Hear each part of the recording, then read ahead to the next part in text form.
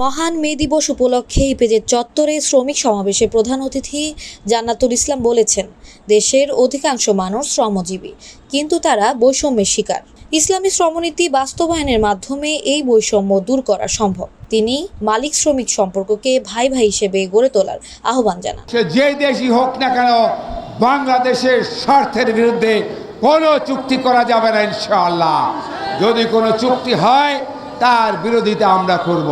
সমাবেশে বক্তব্য রাখেন ইসলামী আন্দোলন বাংলাদেশ ইপিজেড সভাপতি মোহাম্মদ কবির হোসেন, বন্ধ সভাপতি মোহাম্মদ রফিকুল ইসলাম ও পতেঙ্গা সভাপতি মোহাম্মদ ফয়েজ উদ্দিন। সমাবেশ থেকে 6 দফা দাবি উত্থাপন করা হয়। চাকরির নিশ্চয়তা, সময়মতো বেতন, নারীদের নিরাপত্তা, ধর্মীয় পোশাকের স্বাধীনতা, বীমা সুবিধা ও প্রতিষ্ঠানের লাভে শ্রমিকদের অংশীদারিত্ব নিশ্চিত করা।